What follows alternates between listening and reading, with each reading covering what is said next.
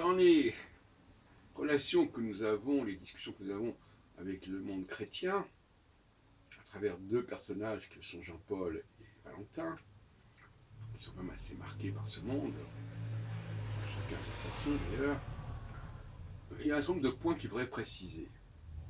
Premièrement, bon, ceux qui s'amusent à contester la Shoah et qui remettent en question le tribunal de Nuremberg prennent des risques graves parce qu'à ce moment-là, on peut aussi alors très facilement contester l'existence même de Jésus, qui est un phénomène encore beaucoup plus discutable que la Shoah et problématique. Parce que la Shoah, c'est d'abord, un, plus récent, beaucoup plus récent. Deux, c'est beaucoup plus massif, qu'on le veuille ou non. Ça renvoie à une situation historique que tout le monde connaît bien, en tout cas. Le nazisme, etc. Après, tout ça, on connaît très bien. Beaucoup mieux que l'époque de Jésus. Ça, c'est le premier point. Deuxième point, c'est la question des Juifs qui seraient étrangers à la France. Alors, les Juifs sont étrangers à la France. Si les Juifs sont étrangers à la France, les chrétiens sont étrangers au judaïsme. C'est-à-dire qu'ils sont entrés par effraction dans le judaïsme, en quelque sorte. Donc là aussi, il faut faire attention à l'histoire de la paille et de la poutre. Moi, si j'étais chrétien, je ne discuterais pas trop sur la question des étrangers. Ni d'ailleurs sur la question de la conversion, parce que la conversion, ça pose aussi beaucoup de problèmes pour les chrétiens qui se seraient convertis donc au judaïsme par le biais de la nouvelle alliance de Jésus, etc. Enfin bon, ça est un peu glauque. Alors, il reste un point qui est plus délicat, c'est la question, évidemment, de savoir si les Juifs d'aujourd'hui sont les descendants du peuple hébreu tel qu'il a pu exister il y a quelques milliers d'années. Alors, il y a les tests d'ADN qu'on peut étudier actuellement, il y a pas mal d'articles là-dessus. Plusieurs hypothèses existent, etc. Il y a notamment la question, il semble qu'il y ait eu beaucoup de mariages mixtes, ce qui est d'ailleurs la meilleure façon pour les femmes, ceux qu'on peut se convertir au judaïsme par procuration. C'est-à-dire, en ayant un enfant avec un juif, cet enfant devient un juif. Mais elle le marque malgré tout, l'enfant sera marqué malgré tout par l'ADN aussi de la mère. Donc c'est pas une clarté absolue tout ça. Alors, un argument qu'on pourra discuter, mais qui me paraît quand même assez fort, qui permet de contourner un certain nombre de difficultés, et à ce sujet d'ailleurs je suis assez d'accord avec Valentin et avec les antisémites, parce qu'on ne peut pas vouloir le beurre et l'argent du beurre. Ou bien nous assumons d'être les descendants des Hébreux, ou bien nous ne l'assumons pas. Alors si nous l'assumons, bon, ça signifie effectivement que historiquement il s'est passé un certain nombre de choses dont nous sommes, sinon responsables, du moins nous sommes les héritiers. Alors moi, vous savez que je suis branché sur Jérémie 31, et moi j'apporte une preuve de la pérennisation du fait juif depuis des millénaires, à savoir que la promesse de Jérémie 31 de faire des juifs des êtres qui ne seront plus tributaires de l'ancienne alliance, donc plus tributaires d'un savoir extérieur, mais qui recevront une inspiration intérieure, je crois que c'est validé depuis plusieurs siècles. Et si c'est validé depuis plusieurs siècles, et si comme par hasard, ça concerne justement en particulier les juifs, c'est quand même pas rien. Et par conséquent, je crois que là nous avons une preuve manifeste, on fait d'une pierre deux coups, si on peut dire, puisqu'à la fois on prouve que les juifs sont passés à la nouvelle alliance, mais pas au sens où les chrétiens le pensent, mais au sens d'une une conscience juive, une conscience du monde, une compréhension du monde, une compréhension des lois fondamentales selon lesquelles notre monde s'est constitué. Donc ça, ils ont cette capacité, parce que, comme je le disais l'autre jour dans un café philo McDo, les commandements que les Juifs doivent avoir intériorisés, ce n'est pas les commandements du décalogue, sauf éventuellement celui sur le Shabbat, sauf éventuellement celui qui nous parle des rapports entre les hommes et les femmes. Mais d'une manière générale, on n'a pas les commandements. Bon, quels sont les commandements qui auraient pu être inspirés de l'intérieur? Bon,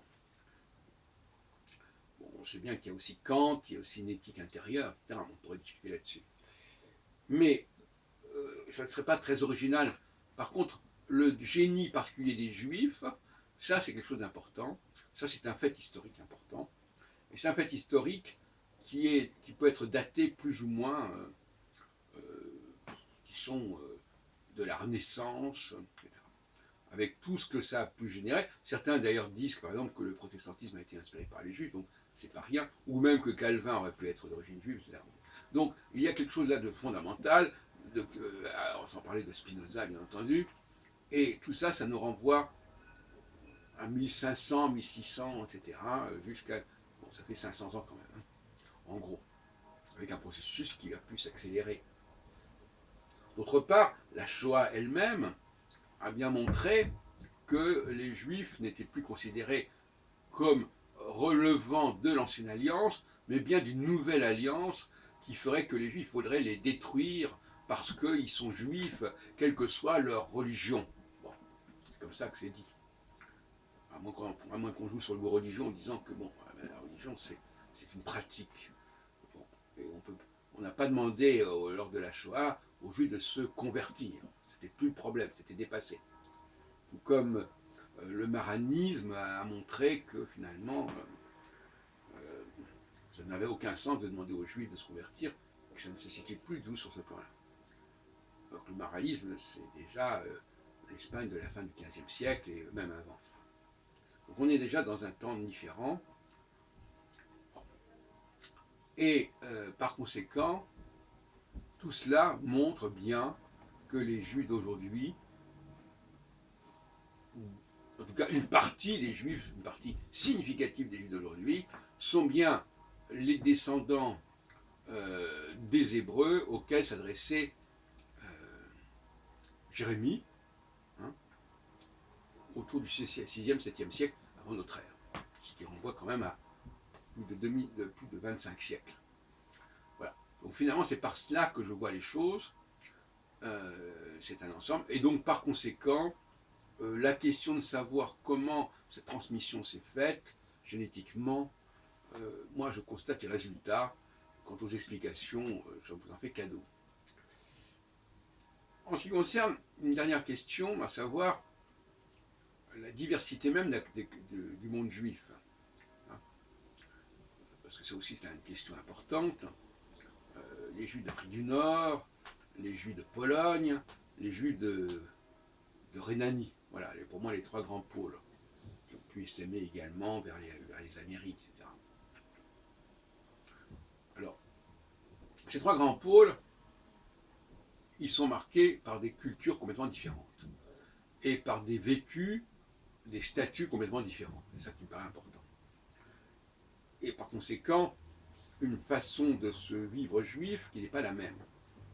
Et précisément, le judaïsme rhénan dont je descends, par mes parents paternels, et quand je dis rhénan, c'est-à-dire à la fois du côté de Strasbourg, mais aussi de l'autre côté du Rhin, eh bien, c'est un judaïsme qui est pleinement en phase avec cette théorie de la nouvelle alliance que j'ai développée.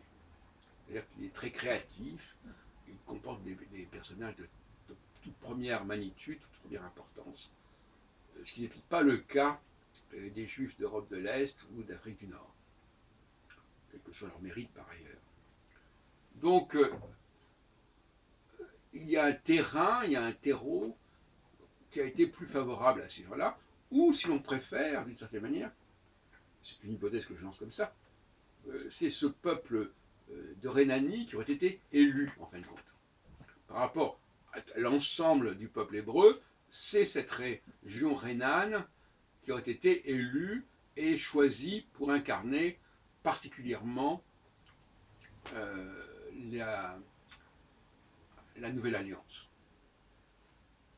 Parce que la notion d'élection est importante. Alors on la voit généralement comme étant l'élection d'un peuple hébreu parmi les autres, mais si on considère ça d'un point de vue prophétique, eh bien finalement, peut-être qu'au sein même de cet ensemble juif, il est possible que le judaïsme rhénan ait été élu, et que c'est lui qui ait bénéficié de la promesse et qui pu incarner la promesse jérémienne. Voilà. Voilà un certain nombre de réflexions en ce 25 ou 26 mai 2018 dont je voulais faire part à nos auditeurs et téléspectateurs.